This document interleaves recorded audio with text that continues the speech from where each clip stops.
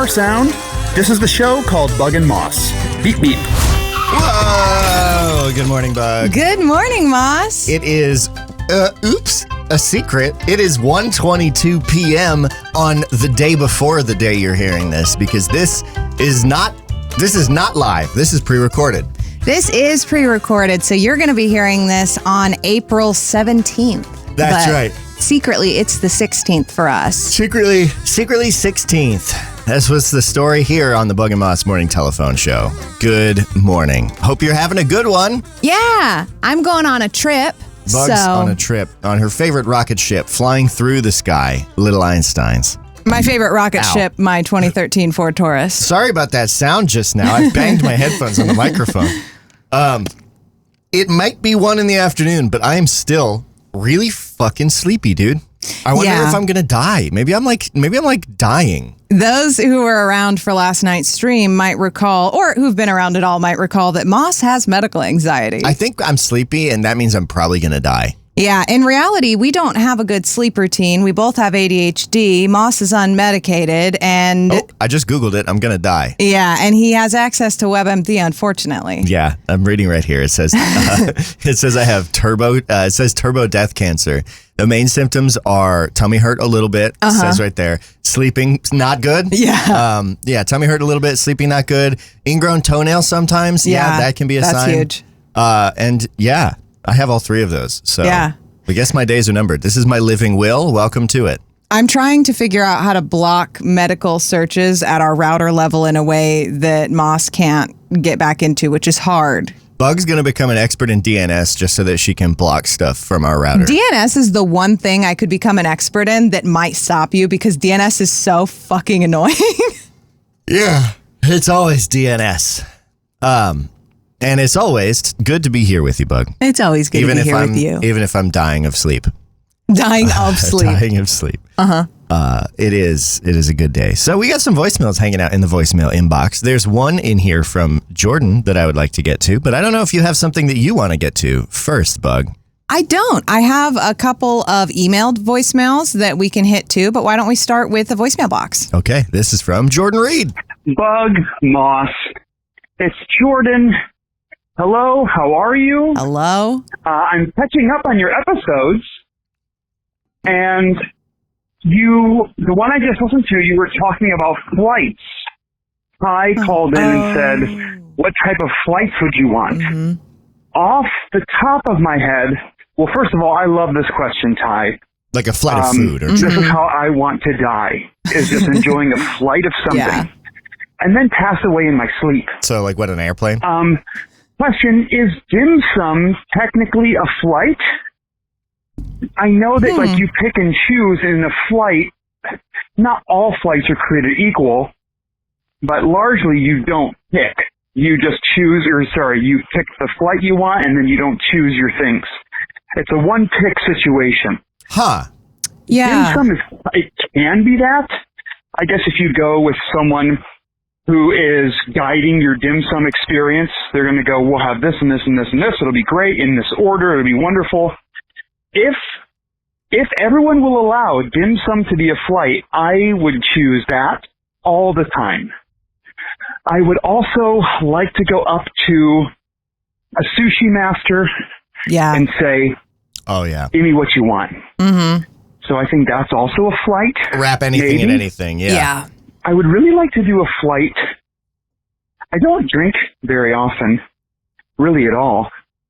But I think maybe doing something like with a liquor that I know very little about. Yeah, that's really like a fun. cognac flight. Yeah. Okay. Or like a tawny port.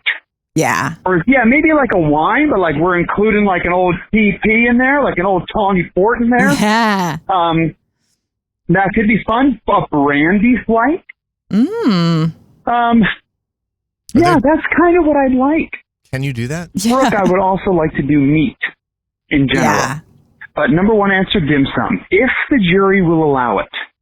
Thank you. I'll take my answer in the air. So I think it's a little bit in the air flight. Very funny, Jordan. Very good. Thank you for calling in. 848 Mossbug's the number to call if you want to weigh in. Flights, I've found, according to this one website, breakbush.com, A food flight is a curated set of 3 or more portions served together. So I feel like there are some foods, like if I go to White Castle and I get sliders and I get 3 sliders, I don't think that counts as a flight. That's not a flight, right? That's 3 burgers. Well, yeah, they're all the same. They'd have to all be different, I think. If I went to White Castle and I got 1 burger with relish, 1 burger with just cheese, and 1 burger with just mayo, did I get a White Castle flight? I don't think I did. No. You think I did? I think you did. Really? Well, yeah, because what you called it was a White Castle flight, and that's exactly what I expect. Flight Castle. Yeah, Flight Castle. No. I don't think that would be a flight. I don't think so. Just because it's boring doesn't mean it's not a flight. But it's just like variations in topping on the same thing. I think And I've not had dim sum, but isn't it kind of similar, or is it a bunch of smaller? dim sum feels more like tapas. Yeah. Where you have a food. lot of small plates. I want to give dim sum, but the reason I don't think I can is because they're all too different. I do think you could do a flight of dim sum as like the restaurant purveyor to be like, this is sort of, we think that these are iconic dim sum dishes that we really want to showcase. I think you could argue something there, but I don't think just on its base it would be a flight. I'm confused. Here's an article from today.com. I know that flights have been around for a long time, but this is what today.com says. This was written May 12th, 2025 by Emily Gerard. And says, the airline industry may be in a bit of a mess right now, but at least food flights are taking off. On restaurant menus across the country and beyond, diners are seeing double or triple or even, as in the case at the 9-course taco experience called Travisia at Waldorf Astoria, Los Cabos, Pedregal in Mexico. Whatever the word for 9 times a quantity is, we looked it up, it's non-upple.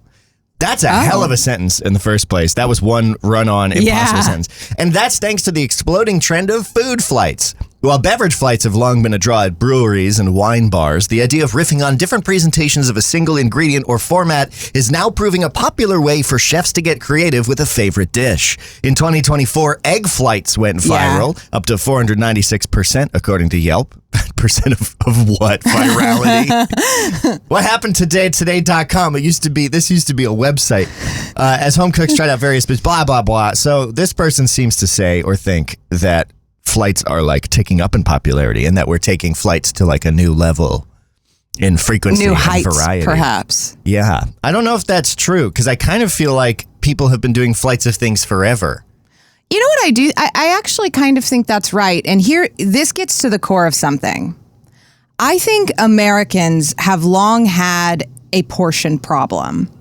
When you go to typically like American chain restaurants, whatever else, the portion sizes are pretty large. And it's sort of a thing that's understood that like we have big meals. Cheesecake Factory is famous for this. And when people come to America from other countries, they're like, why are these meals so huge? There's like this implication of taking stuff home. Mm-hmm. And so I think we are sort of very interested in meals that we can eat in bites and try different things. And it's been a pretty uphill battle because we're used to big meals and we feel like that's a value. It's a value if you can eat it again. I think there's a place for both things, but I often don't want to take home most of my meal to eat later. I would rather finish it all and not be encumbered by the leftovers. I mean, at the same time, I don't know, because sometimes I do really like the leftovers. Yeah. I don't do this so much anymore now that I'm thinking about it, but I used to do this a lot when I was younger, like a teenager, is I would like go to Applebee's, deliberately order too much, and then like come home with the leftovers so I could eat them for a day or two. Yeah, I mean, I think that's also valid to do, but I think it's cooler if you're making the decision to order too much, and if it's not just an implication that, yeah, this entree is $26, but also there's too much of it to eat. Isn't that great? Yeah. No, that's true. And I mean, there's also, and I don't want to open this can of worms because I think it's a trite discussion, much like hot dog being a sandwich or not. Oh, yeah. But I think that people always talk about how burgers are too big to fit in your mouth. Yeah. And I do agree with that. I overall do not like a sandwich that is difficult to eat.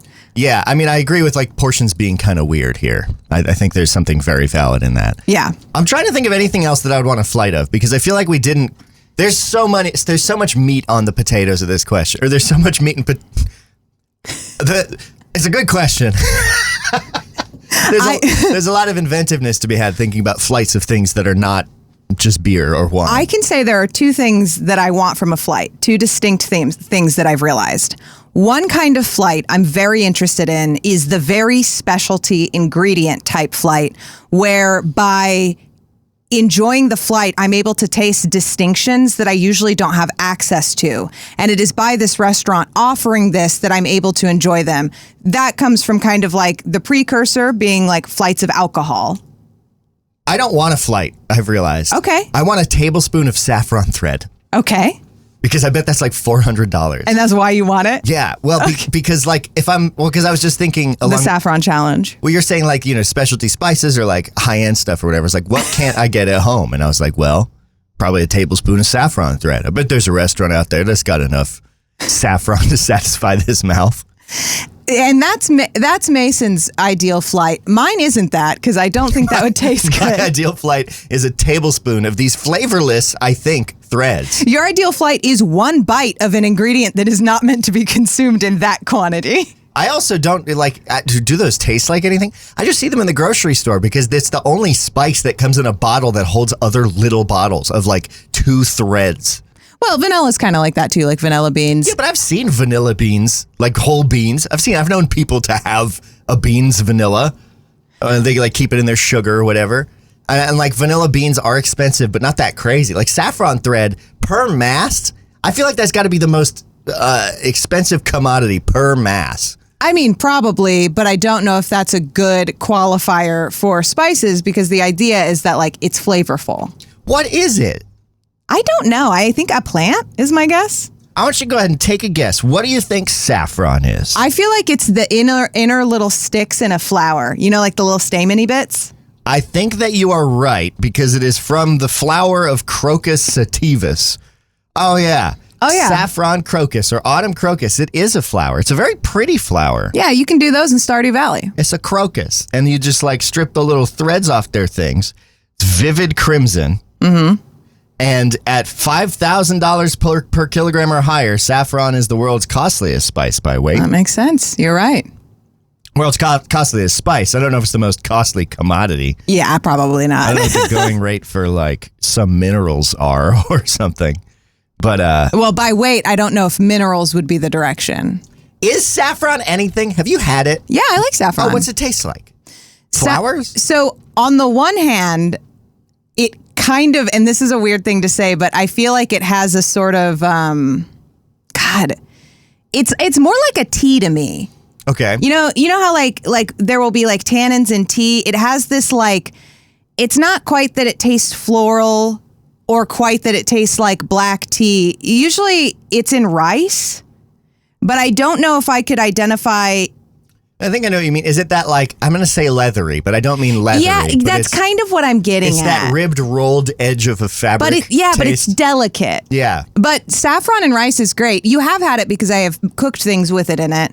When I made my kind of version of like lazy biryani, like chicken biryani that had saffron in it. And you've probably had other dishes that had saffron in it or had saffron rice and not noticed. It's not an offensive spice, really. But it's an expensive one. So I feel like if I had it, someone would have been like, hey, you know this rice has saffron in it, right? Or something. Well, there's... you know how much I spent on these chicken nuggets? There's a hashtag hack, which is to buy the really cheap like bags of already like partially parboiled saffron rice and just make those and not have to buy the spice yourself. I've never seen that. Yeah, well, we bought it and I made it and the chicken biryani and you ate it. So yeah, that's so interesting. I did not know that you did that. It does. It has a really distinct color though. It's like it's very red itself, and then so like the rice is very yellow. That chicken biryani was fucking tops. Yeah, that shit was good. That was top shelf stuff, Buck, too. That was really good. So maybe I don't mean to have been casting aspersions on saffron, but if my sort of confrontational tone maybe conjured up the thought that perhaps Mason doesn't like saffron or thinks it's bad, I'll say the only time that I now knowingly have eaten it was really good. It was one of the best foods you've ever made, I think. Well, that chicken biryani was like, you make really good food. Mm-hmm. There's a lot of competition there. But that chicken biryani was fucking top notch. We were inspired by Habe bringing over some incredible chicken biryani, and I was like, I need more. I need this flavor experience. If memory serves, the night you made that, I was on stream with Colin, and you brought it in to me. And I literally had to, I like stopped what we were talking about on the stream to be like, yo, my wife just brought me some food that is the best food I've ever had. It was so good. By the way, Monday nights, 5 p.m., twitch.tv/Colin M. Parker. Come watch me and my buddy Colin as we play through various video games, doing things the wrong way, the dumbest way. We've been playing RV there yet, and we've almost, I don't know if we've almost made it out. We made it through some very challenging times together recently, though. It's very funny to listen from the other room because out of nowhere, you'll just hear, "Oh, God!" And I'm like, what the fuck? Well, it's probably because the RV fell into a pit. Yeah, that'll happen. We're working real hard, me and Colin. Anyway, I feel like I pulled us in a weird direction for like a country mile. So, hey, if you look up above our heads on the stream, there's a bird on the wire right now. Look at him. Little bird on the wire. BOTW. We need a little bell sound. We have to turn that into a whole thing. Or maybe it should be like a bird sound. Our current historical high number of birds on the wire during this show is 1. That is 1 bird on the wire, and now it's on my little finger. And I scared it off, and it flew away. Wow. But have it be known, bird on the wire, record number 1. Unless one of you has seen more than one in our stream that we didn't notice. Let's see if we can't get that up. If you see a bird on the wire, throw that in the chat. Scream it from the rooftops. Call us. We're on Birdwatch. Yeah, it's always Birdwatch. Let's see how many birds on the wire. Okay, Bug, question. Let's make a game out of this. Let's make like a season-long game or a year-long game. Okay, let's do it. Over the course of 2026, what do you think is the highest number of birds we will see on the wires? 5. 5 at once? Yeah. I'm going to lowball it. I'm going to say we don't break 2. I don't think we break 2 birds at the same time on the wire. Okay. So we'll see what pans out for 2026, and you can join in too, listener, of course. Yeah, do your own manifesting. Pick a side. Let's do this. We did have one on the wire on our previous episode of this show, but I realized at that time that the camera footage had been upside down the whole time. Because I was looking back at the video, I was like, what is that behind us? And it looked like a bird was hanging from the wire upside down. And so I have since rotated the telephone wire, so all birds should be right side up. You've rotated the telephone wire? Yeah, so what I did was I went outside and I created a localized sort of cube of gravity that is rotated to align with the camera view. So birds, when they enter the cube, will be a little discombobulated. But then they should land right side up on the wires, and that way we can keep our footage upside down. That would be really interesting to experience as a bird with that like head compass they got. The gravity's completely instantly switching? Yeah. Yeah, man. That'd be pretty crazy, dude. Yeah, pretty wild. Can you imagine if like gravity just fucking didn't? Man. Anyway, it's 1:40 on the dot on the Bug and Moss morning telephone show. 1:40 in the afternoon for us. What is that for you? 7 something? I don't know. Hope you're having a good one though. Yeah. Take us with you into your day. I've been talking a lot, Bug. What's on your mind? Nothing too crazy. We do have, I noticed that I think today we got a couple voicemails from Ty. Yeah, we did get a couple voicemails from Ty. So that would be yesterday, technically, by today's today. Oh, sure. Today from recording yesterday today. For tomorrow. Yeah, exactly. Should we check these out? I mean, yeah. Let's do it. For sure. Should I play it or do you want? Oh, wait, that's right. Yeah, if I do it, it'll definitely make the phone wiggle. I clicked on one. Hey, Bug and Moss. Recently, Bug was chiding Moss for not being able to tell people to listen to the things that he makes. Will y'all fucking leave me alone on this? No. Okay, we'll play the rest of it, but Jesus Christ, leave me alone. No. Watch the things that he makes. Do enjoy the things that he makes. And I wanted to share my technique that I've made for myself, because I'm also very, very bad at this. I never want to tell people about anything that I do. And the thing that I've done, so the show that I make, Side Character Quest, is a actual play podcast. That means we play tabletop role-playing games in order to tell a story, blah, blah, blah. It's really good. Basically, I've told myself that I do not need to tell anyone that about this show unless I find out that they both listen to podcasts and play tabletop role-playing games. And if both of those things are true, I have to tell them about my show. So I find that this sort of like caveat of like requiring these two different things to be true, figuring out these two things for my show, means that most of the time, I just don't have to worry about telling people about my thing. I don't have to worry about it at all. It's not a high pressure. And then the rare times that I do have to tell people to check out the thing that I make, it's in situations where that person has a pretty good chance of liking it. Yeah. So I guess my challenge for you, Moss, and maybe Bug also, I don't know if this is, I don't think you need assistance. Bug will fucking tell everyone anything. But my challenge would be to think about those different shows and things you make. Come up with two qualities, two different caveats to say all right, morning shows. So with the Bug and Moss telephone show, you could be like, if somebody listens to telephone shows, I know they listen to telephone shows, and I know they wake up. What's they wake up in the morning.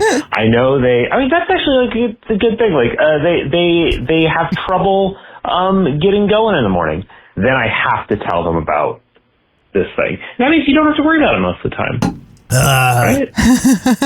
Well, that's I don't know. Try that out. Or come up with your own two qualifications for these. If somebody meets these two or maybe three qualifications, then I have to tell them about Bug and Moss or whatever. So that I don't know if Ty knows he got cut off. That is an interesting approach because you're kind of gamifying it for yourself, right? Yeah. You created a flow chart to make the decision if you're am I going to plug my thing or not? I like that. It's cool. Your face listening to this very reasonable suggestion. Well, it is, but if someone comes up to me and they're like, I'm like, hey, how's it going, Clark? I guess, yeah, Clark, Bridget's husband, Clark. Yeah. Hey, how's it going, Clark? And Clark's like, oh, not bad. It's just hanging out. I was listening to a podcast in my truck before we met up. And I was like, oh, cool. Yeah, how's it, what podcast? And he's like, oh, it's the history of everything or whatever. And I'm like, oh, nice. And he's like, yeah, I'm just a little tired. I have a hard time getting up in the morning. And then I'm expected to be like, well, if you like podcasts and you have a hard time getting up in the morning, why not tune in to the Bug and Moss Morning Telephone Show live at 7 a.m. on twitch.tv/Bug and Moss and youtube.com/Bug and Moss TV. Well, Am I supposed to say that? Am I supposed to sound like a person? That doesn't sound like a person. One.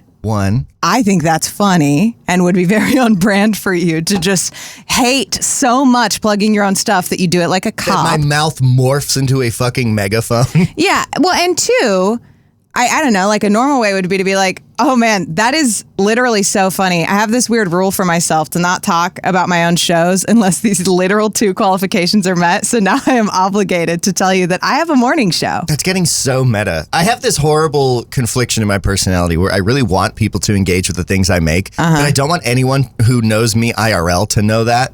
I only want to be quote unquote famous with people who I don't know. You know, if that makes sense? Yeah. I want a lot of people to encounter my work and to be able to survive off of it. And I don't want any of those people to ever see me or talk to me in real life. And I don't know why. We were talking to our friends Sarah and Tim about this, and they've both been making stuff for a long time. And Sarah brought up something that I thought was really interesting, which was if you have a project you're really passionate about and you're serious and you can't overuse this, you need to only use it when you really are serious about launching something, you should have a list of real people you actually know, like an email list, and you tell them, hey, I'm really excited about this and I really need help getting the word out. Not because you want them to become listeners or watchers or engage with the media, but because you know these people will show up for you and they will share it with other people, and that will be your network that helps you get this thing off the ground. And I think a lot of times we conflate telling people about your show with telling people to listen to your show. I don't think that's always what the call actually is. I think it's just being capable of saying yeah, what's going on in my life and a thing that I'm really excited about is that my wife and I have started a morning show to help us wake up, and I love the community around it. And then let them ask questions or not, but you've planted a seed so that if they're talking to someone else that they're oh, my friend has a show. Let me ask them to remind me what the name of it is because I think you'd really like it. Yeah, I mean, that's all cool and reasonable and normal and sounds great. What? It's all, yeah. You're right, Bug. As normal, as usual. You're incredibly right and smart and pretty and correct. But I don't know if I'm capable of, I just clam up. I just instantly want to be like, when someone's like, what do you do? I'm like, oh, nothing. What do you do? What's your hobby? Do you like cars? Well, I like flying. This is not a problem that you have that only is about the shows. You have a defense mechanism where you always redirect conversation to be about other people. Everyone else wants to talk about themselves. It's a hack I figured out. Yeah. It's great. Everyone else really wants to talk about themselves, and everyone's really interesting. Yeah. Like, everybody knows something you don't know. Like, everyone has a special little area of knowledge or a pocket of knowledge or a thing that they're really passionate about. Every single person. I've only maybe met one person, and I did not like them, that didn't have anything that they were interested in or knew about. I think that might have actually been a clone. I think that's entirely true. And I actually... Sorry. And on there's two halves to that. One half is that, like, I just genuinely would much rather ask people questions and learn what their little cool pocket of thing that they're into is, because that's way more entertaining to me. I don't like talking about myself and the things I'm into unless I have like a specific story or a reason, or like I'm relating some advice or something that happened to me. But so it's both a hack and like a real thing. Yeah. I think what it really is that you just have to get comfortable with being uncomfortable with it. Yeah, it's going to be hard. You're not used to doing it. You've avoided it for most of your life because you don't like talking about yourself. It probably is connected to other self-image issues you have that we're not going to get into. We all have shit like that. But it's just an imaginary barrier that you've built that affects your life. And it's okay to be awkward and embarrassed. Do you think I have stubby fingers? I don't think so. I was like, what else do I have self-image issues about, Bug? What do you mean? And then I was like, well, I do have kind of stubby fingers. We don't need to worry about that. Everything is fine. This is all good. This is all very good advice, but we are talking about the show we're making on the show we're making way too much for my comfort level. Because that's the other thing too, is like, I don't know why y'all are listening, anyone who might be listening, but I can assume it's probably not to hear us talk about this kind of thing. And so there's also a part of me that doesn't want to keep bringing this shit up on the show. Like, we should be doing, segments and little games. I understand where you're getting from, but I actually think that you're forgetting that a lot of what we bring to the table, I think, is that a lot of other creatives listen to this show. And when we talk about how hard it is for us to do things or what we're struggling with, it's not everyone just keeping that in the context of us. It's like being able to relate to it and understand it in the context of their own creativity. Yeah, I mean, that's true. And you can tell us, 848-MOSS-BUG. You can leave us a voicemail or you can send us a text. What's so funny, Bug? I think you're very cute. And we will stop bullying you now. And also, we have a slight announcement, which is that next week, we're going to change the format of the show a little bit. Oh, yeah. And we are also planning, you guys have all kind of been the production team up to this point. You've been so integral to us feeling like the show is worth trying to get other people to listen to, because again, I don't know how you found it. Yeah, for real. Well, except for now that we've started streaming it and it's just been in places with an algorithm, but it originally was just an RSS feed, and I think we told like 3 people. We didn't even have it listed on a lot of different podcatchers. I don't even know, is it still listed on Apple Podcasts? It's still not listed on several of them. I'm pretty sure we're not available on Spotify, because this was not originally a project we had intended to share, but now it is. So yeah, if you're before episode 145, you're a true OG. Yeah. If you go all the way back before episode 137, before it was live, you're a true OG. bugandmoss.com/Discord. Hop on in. I'll give some roles to the true OGs. Yeah. But yeah, we're gonna switch the format. Next week we'll start going for 60 minutes. Yeah. From 7 a.m. to 8 a.m., Monday through Friday, the Bug and Moss Morning Telephone Show. 30 extra minutes. That's like 2 shows a day. Wow. You're thinking probably, wow. What a deal. What a bargain. What a bargain. That's twice as much show for the same amount of money, which is none, unless you join our Patreon. In which case, hey, congratulations. Everyone who's paying for our Patreon, you basically just got your membership cut in half, because now you're getting twice as much show. Bingo bongo. See, Bug, I can do sales when it's this kind of thing. You are great at sales. Hi. My name's Mason. My name's Moss. Want to buy something? Also, I don't know if this happens to you, but because like this is just you and me doing bullshit. Yeah. When one of us says like we have an announcement, do you get like an inherent moment of panic where you're like, what do you mean we have an announcement? Yeah, definitely. I'm like, oh man, was I supposed to have something prepared for this? Because I'm sure I do that to you all the time, and then you just did it to me just now, and I was like, what do you mean an announcement? I'm trying to get better at going with the flow because you do that all the time. You jump scare me to like segue, but it is effective and good and fun, and I'm trying to yes and. I have been actively, okay, well, if we're going to fucking be this deep in the sausage talk, I have this like pet thing that I've been doing a little bit. And it's, so when you first start making stuff, this is going to take a little bit of preamble. And this is, you can tell I'm doing the thing where I like cannot start my story and I'm stumbling over how to start it. So I'm just going to start it at the beginning. When you're making stuff, one of the first things you do as a mistake is leave too much in. Mm-hmm. When you're shooting a short film where a guy walks into his apartment, sits on the couch, and then farts. Yeah. The first time you shoot and film that and edit it, you're going to show the guy walking from the car up to the door, opening the door all the way, and then walking into the door, closing it behind themselves. Next shot is like them going all the way up the stairs. You show everything. You leave it all in. Then you start to like learn more about editing and pay more attention to the things you watch. And you realize, oh, I can just show the car pulling up outside and then I can show like him inside the door. Like you don't have to show every bit. You can cut to the important ones. And then when you're like at the topmost level of stuff, it's really the more you can cut and throw on the floor, the better the end product is, like 99% of the time, in my opinion. And so then you'll just show the car pulling up outside and then the final interior door, person's in the apartment. Skip the stairs, don't even show any walking. Boom, you've conveyed what you needed to in less time. And I've been trying to incorporate that into like doing stuff live by not feeling like I always need to pivot from one statement to the next. So if I feel like you have like said something that is just, I completely like, yeah, I agree with that, put a pin in it, I'm just going to start the next thing. And so I think I might jump scare you a little bit with that. And like maybe there's some times that the transitions feel abrupt, but I feel like in the wash, most of the time it comes out better. I don't know. I've not talked about this out loud. I've just been thinking about it. I think mostly it's good to cut as much as possible. And what's funny about that is that we've segued into that right after saying the show is about to be double the length. Mm-hmm. But that's twice as much content. It's not going to be filler. Double the value. I think ideally the reason that we started with the show shorter is because we didn't want to give ourselves too much to try and fill. Like it's intimidating to be live. You do have to like practice and like understand how to like talk with another person as presentation for other people, which I'm doing poorly now. No, you're doing great. But we've gotten to the point where every time the show is over, I'm like, oh, I had like a lot more I wanted to talk about. Yeah, we've gotten better into a flow of it. And it is a weird environment. I can't imagine solo streaming. Yes, I can. I've done it.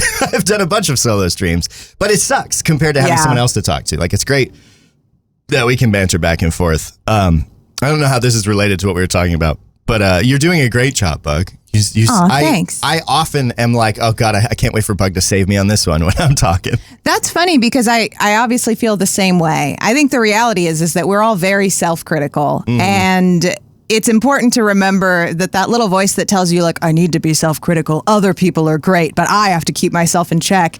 Is not like a nice one. It's not rooting for you. Yeah. You're doing great. Yeah, you're doing great. And also, if you're an aspiring editor and that's the thing you've taken out of this, cut more stuff. Leave it on the floor. Edit yourself in real conversation. Someone asks you a question, don't answer, just pivot. Someone walks up to you and says, hey, what? You have the time? Be like, have you heard about Bombas?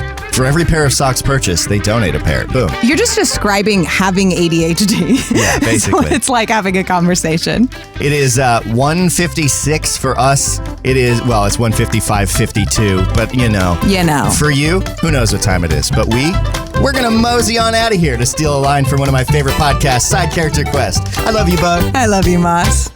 This is Bug and Moss, signing off.